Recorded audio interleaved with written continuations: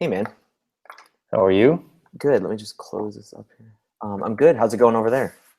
It's going well. Doing really, really well. I see a flurry of emails and communicate. Obviously, you guys are getting really busy. It's getting a little nuts. Yeah, we're the first batch of invites for Basecamp 3 goes out next week. So we're sort of, I think I mentioned that yesterday. So we're just kind of getting ready. Yeah. It's funny. This is actually something I like talking about, which is that hard deadlines are really, really wonderful things, actually. And so in some ways, it's procrastination, which is my newest Inc. article is coming out about this, which I think will be out next month. But um, it has a way of just squeezing out and all the things that don't matter and really prioritizing. And it's sort of the only true technique that I've ever found for prioritizing, which is like something's launching next week.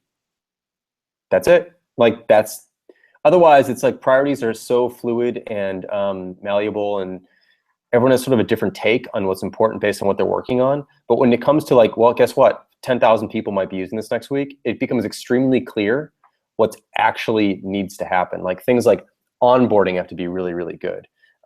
Setting up people and like the early invitation flows for getting people involved have to be really, really good.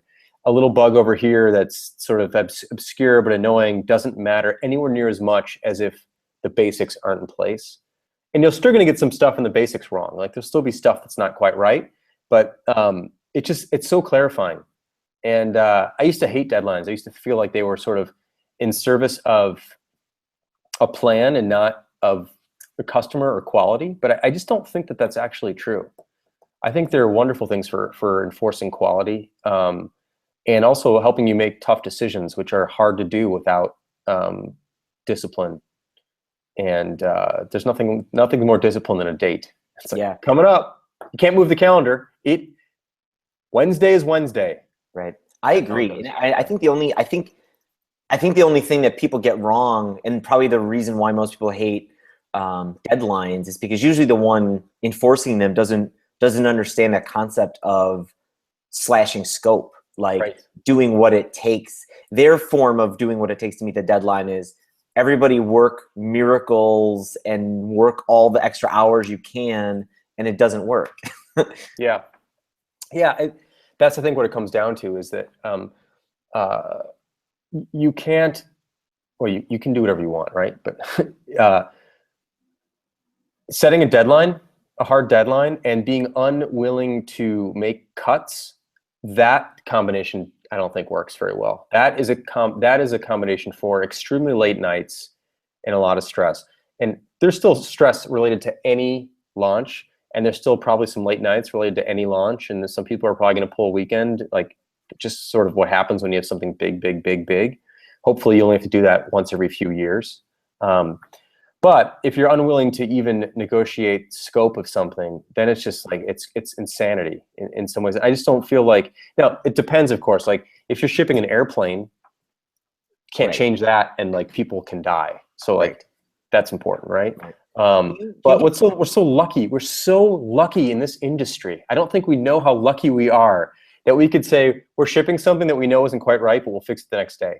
Like that is such a luxury, and I don't feel like people understand how much of a luxury that actually is. Yeah. Because I used to remember when I used to ship before the web stuff, I shipped software, like actual software.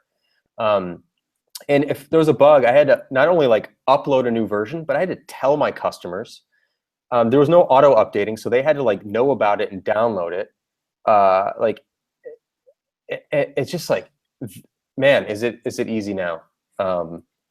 At least on the web. I mean, like even mobile's a little bit harder than that, but still, you can. The expectations are like it's really easy to distribute updates to people at least.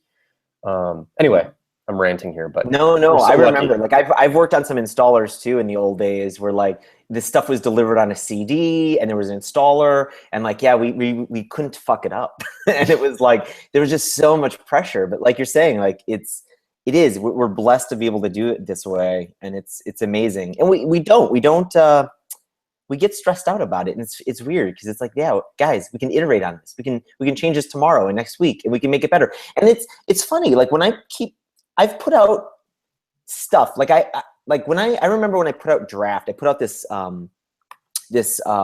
way of diffing your documents, and I was really focused on trying to get the algorithm right of doing the difference, because that was really hard. It was like this kind of like a science project of getting this diff right and learning kind of the algorithms to do this, that I wasn't worried about figuring out exactly how to make it look the best. And so when I finally figured it out, I got it out there because I knew people would use it and they would be interested in this. And of course I got feedback like, Nate, this looks like shit. It's like, well, yeah, but it's going to get better. And you don't really have to make me feel bad about it, because it is going to look hopefully kind of remarkable after the next iteration, after the next iteration, after the next iteration. And it did, and I'm really proud of it. And I get a lot of compliments on the way it looks now. And so I didn't really lose anything. And I don't think people realize that for some reason. I feel like we're doing it now. Like I know there's stuff that we can polish and make better, and some of the new stuff that we're kind of exploring, stuff like inbox and stuff like bulk email. And it's like, yeah, we can iterate on this, and we can iterate on it. We're going to iterate on it for weeks and weeks and weeks and months and years, and it'll get there to this beautiful polished thing probably. But let's get it out there today, because it's a tool nobody has right now in this thing, and they're going to love just having the power of it. So yeah, it's a hard thing though to convince everybody of, I think. It is. And I feel like it took me 10 years to appreciate deadlines and shipping and stuff. Yeah. So, but anyway, so I forget how we got into that, but just dealing with that, we have one coming up. So, cool. So what's going on with you? So like, I mean, there's always new stuff, but there's always old stuff too. It seems like, we talk about these challenges, but it's like, the challenges never go away after we talk. Like we're still like we've talked about naming things a lot on this show. I think one of the first conversations we had about naming things was simply like the show. Right, what's the show called? Yeah. Yeah, we've talked about naming projects in Basecamp. We've talked about, and then we get into the high-rise stuff. Like we have Inbox. And, we've looked at the design of Inbox, and none of us like Inbox. It's too generic. Everybody's doing it. So we've wanted to name it something else. You and I, we've talked about unanswered emails. Actually, like it comes off as nice because it really describes what it does. It's unique. Nobody's calling it this, but it isn't. It's not very sexy. And like, again, that's kind of an ambiguous term, but like, I imagine like when we roll this out, like there's going to be a page on our marketing site that's like, hey guys, here is high-rise whatever. Let's pretend it's still called Inbox. Here's high-rise Inbox, and there's so much cool stuff you can do with this thing. It can, you can run your customer support desk with it. You can make sure you're not letting any, important clients fall through the cracks. Like it is like this awesome place to make sure you are on top of everything. And it deserves like a really nice, prominent like call out. And when I think about it like that on the marketing site, calling it high-rise unanswered emails like doesn't do it justice. Yep. So it's a little sticky there. Like I'm leaning on at the moment, one of the things I think I'm leaning on the most is front desk. High-rise front desk, because it's not going to just be emails. We'll end up sending tweets and stuff here too. I think there's going to end up being some other kind of notifications in this area. Mm-hmm. And I think when I think about front desk, I think about it being like the place where you can check in, get your messages. If you do have an office with a secretary and you have a desk outside, very Mad Men-esque, you say hi, good morning, and you get your messages at the desk, at the front desk. I don't know. Okay, I like that. Actually. Here's another iteration on that, which is more of a phrase versus a title, which is like waiting for you. Like this stuff's waiting for you. It's more of like it's more of the action, or it's not the action. It's more of the sort of the outcome. It's not even quite that either. I'm not sure what the right word is, but it's like, it's what the things are versus a metaphor for the place where that might happen. Do you kind of know what I'm saying? Yes. So like, waiting for you, which is like all the unanswered stuff that's on your plate, basically, things like that or whatever. So, or that's all coming across your desk, or like across the desk. Anyway, yeah, I don't know. Like what to me, like waiting for you is more descriptive of what it is. Plus, it's like it's a phrase that you guys can sort of own a little bit. Similar to like something we did in Basecamp 3, we have this scheduling feature, and we used to just call it for notifications. By the way, is your video, am I coming through okay? Yeah. Okay, cool. We used to just call it like set up your notification schedule, okay? Which is all about like when can Basecamp send you notifications so you don't have to be bothered by Basecamp at 9 p.m. on a Wednesday night or something, right? But that's not that interesting to talk about. I mean, it is interesting to talk about what it is, but it's not an interesting hook or angle or box or package. So we changed it to work can wait, which is more of a statement of what it is. It's like, hey, work can wait. I don't need to hear from work at 9 o'clock, period. I don't want to hear from work on Saturday. Work can wait. Like, it's a thing. People can rally behind it. I've seen stuff on Twitter already. I posted a preview of this feature, and like people are like, work can wait, work can wait, work can wait, work can wait. Like there's a hashtag around it, and people are like using it, and they can talk about it and they can promote it, and it's something we own. And it's like, that's awesome. Compared to like schedule. Front desk is similar though. Like you could say front desk is like, it's a thing, and Highrise has this thing called the front desk. And that might work too. Definitely more sexier than like unanswered emails or whatever. Yeah. But I still like waiting for you is like, Highrise announces waiting for you. It's a special section in Highrise that lets you see all the stuff that's waiting for your response. Yeah. It has like a real pleasant feeling to it. Yeah. Whatever. Just a I thought. like it. It is. It's a good. More it's poetic, I guess, maybe too. I've always liked the kind of poetic naming. Like it's got like a waiting for you. It's just like it's pleasant versus like front desk feels like a receptionist sort of situation, which is not like you go to an office building and there's someone at the front desk and they're like stopping you from doing anything. Right. You know, of course there's front desks in offices, which you know the receptionist and everything's fine, but like it has like a somewhat intimidating gateway feel to it versus like, hey, waiting for you. It's like kind of nice. So anyway, there's another riff that Lynette and I were coming up with that so this still kind of keeps that metaphor going of, it was like an interesting little, just kind of, it came off the metaphor of when you greet someone, when you go to your office in the morning, when you do have someone like a front desk or a receptionist or someone who's giving you your messages, you know, very Mad Men-esque style, or if you have an office with somebody who's kind of gathering your messages for you, there's like an interaction there that's also kind of interesting, where you probably greet your receptionist or your secretary, whatever that name is, you know, as like, you probably say something like, you know, or they would greet you and say something like, good morning, here are your messages. Or good afternoon, here are your messages. And so I was going to also play with that time zone component, like saying good morning, here are your messages, or good afternoon, here are your messages. I don't quite know where that fits in. It might just be a message I show in the inbox, but I was tempted to just go ahead and call the little tab in the navigation just good morning. Yep. You know, I like that too a lot, actually. I think that's really interesting. It's not as descriptive, but I think it kind of doesn't matter because it's interesting and unusual. People check it out. Yeah, and it adds some flair and personality and a unique element to the product, which I think is really kind of cool. Yeah. So I like that approach. Okay.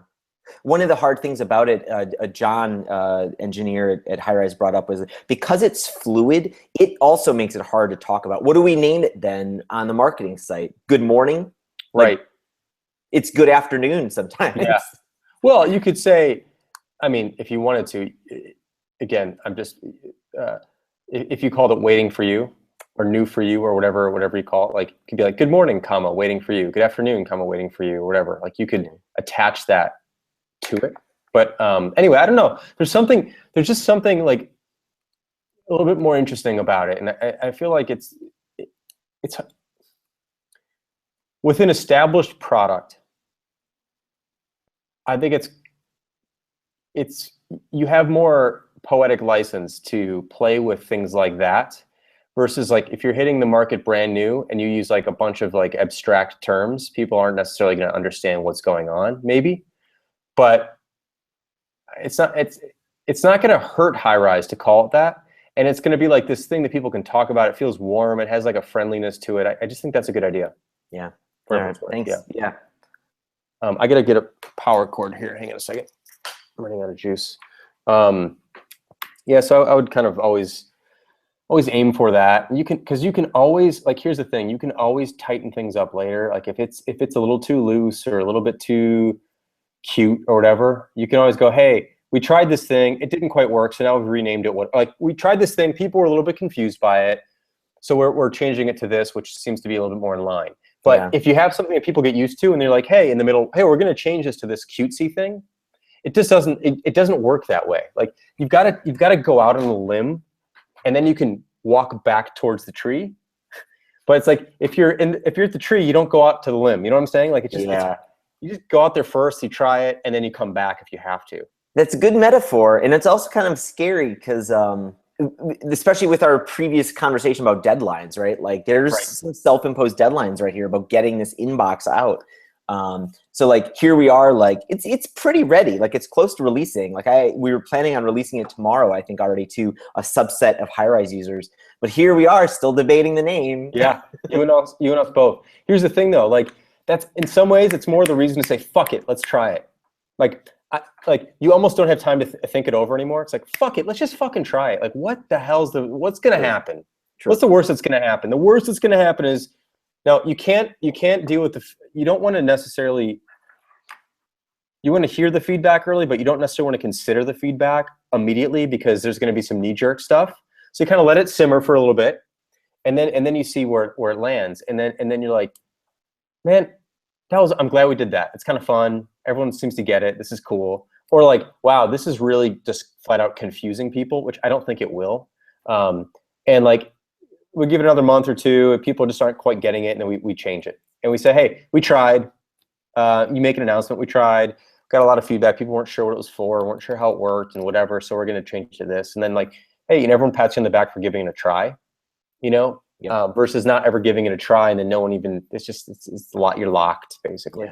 Yeah. We're kind of dealing with this right now. As people who've watched the show before might have heard this conversation we had about what to call the things you make in Basecamp. So we've always called them projects. That you sign up for Basecamp and you make projects inside Basecamp. And as far as we know, that's always served us well. We've generated, we built a business that generates tens of millions of dollars a year. Like, great business. Projects works, right? Yeah. But that's not enough for me. Like in terms of not the money side, but like the fact that it works, it may not be because of that. And in fact, it may be, or not in spite of that, it may in fact be holding us back. And I sort of have a hunch feeling that it does. That Basecamp, if we look at our own patterns of how we use Basecamp, we use it for all sorts of things that have nothing at all to do with a traditional project. And I feel like what's really valuable is to look at your own patterns when you're making a product and like roll with your patterns in some ways and build it in your own image in that way, and then promote that and see if other people can see how you work and understand how they can use this product in different ways. But the word project is such a loaded term. For example, we have in Basecamp, we have a project called All Basecamp, which is sort of our company intranet. Basically, it's our company chat room. It's our company message board for long announcements and threaded topics, stuff you want to keep organized. We have some docs and files in there for like the company logos. We have you can have a folder for all your branding material. We don't actually have that right now, but we could. We've got like some basic stuff about like who joined the company on what days, like all that kind of stuff. We have recurring questions that are sent out, like what do you look like once a week, because we don't work together, so people upload selfies of themselves, things like that. Like this is basically like a little intranet, right? It is in no way, in any definition, a project. Yet we built the product, so we're bending the rules. And the thing is that people look to they look to you for leadership for what the product can do. And people aren't necessarily going to have the imagination to think about using it in these other ways because it's not defined as such. It's defined as a project management tool. But there's a lot of other tools that people use for project management that don't have the word project in them anywhere at all, including just email.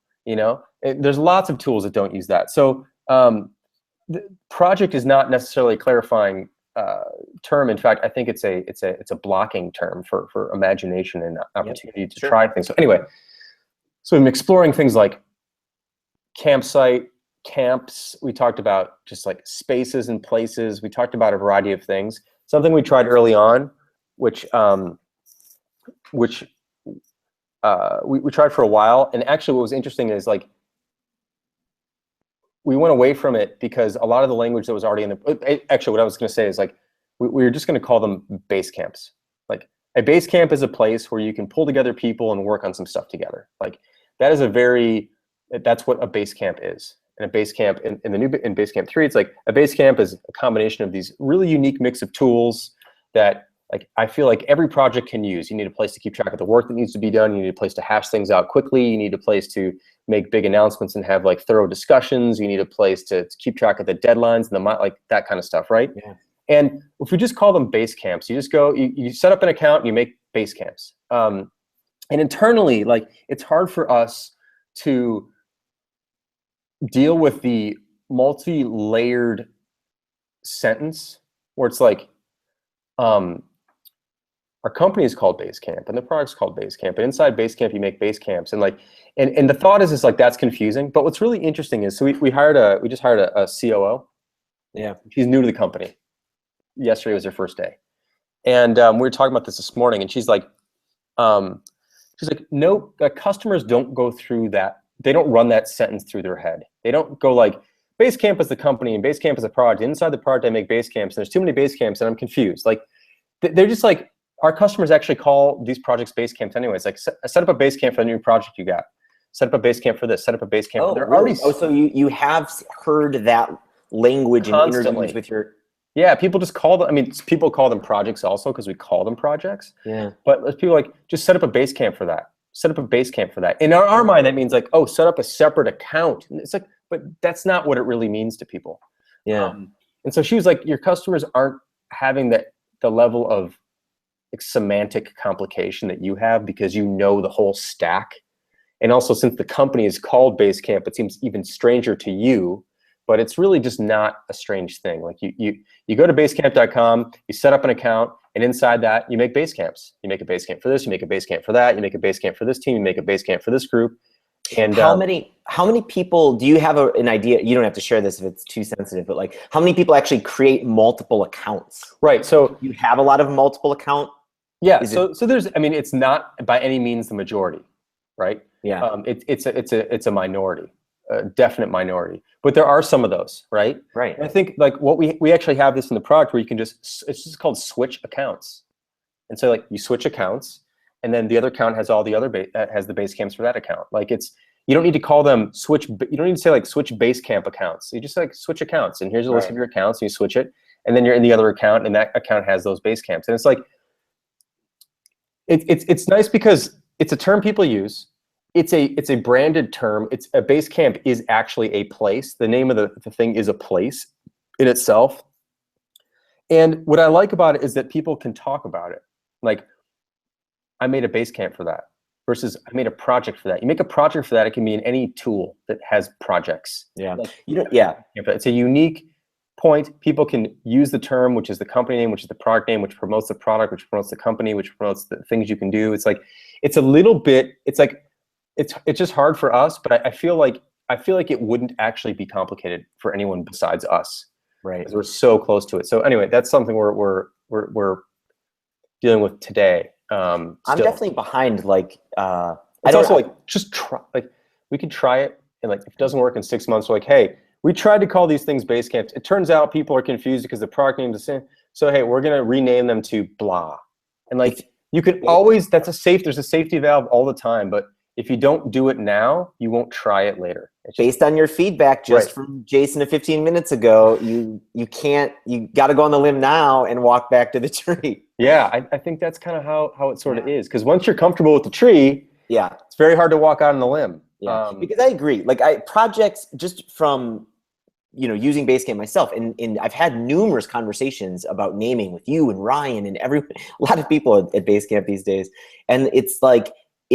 Project doesn't do it justice. Like there are so many people using it for a solo one thing that's just like an intranet, like we're like, we're just keeping a list of things. You know, they keep a scrapbook of things that they bump into. Like, it's not a project, it's just they like using this as a gathering area. Like even we have a project set up right now for our show, right? Yep. It's not a project. Nope. Like, this is an ongoing show, and for however long it lasts, that's what it is. And it's just, it's a place for you and I to post the schedules, to have ideas about what we want to talk about, and to shoot things back and forth. That's like what it is. It's not a project. And like in our mind, like I had no problem creating it because like I don't care what they're called, right? Yeah. But if you have a customer who doesn't know a product, they're new to it, it's a very limiting word. It's very limiting. And then you run into all other situations. So anyway, it's very interesting debate, and we're still having it internally, and we have to make a call soon. My inclination is just to go for it. Is to like just go for it, because we can always pull back, and it's not going to tank anything, even if it's slightly odd. But I think that it opens up more possibilities, which is, in my mind, if like we're making a new product, we're launching it, it does new things, it's a reinvention of something we're fired up about, we think it's really good. Like, I want to open it up to more possibilities. And if we have to tighten those possibilities down the road because people aren't quite sure what to do with it, okay, that's a problem we can solve pretty easily. But expanding possibilities once you've already got things codified is really, really difficult to do. So my gut is like, just go for it. Let's just go for it and roll with it and see what happens, and like not be afraid of that. We're making a bunch of other changes at the same time. Like, let's make a bunch of changes and see what happens. So anyway, yeah.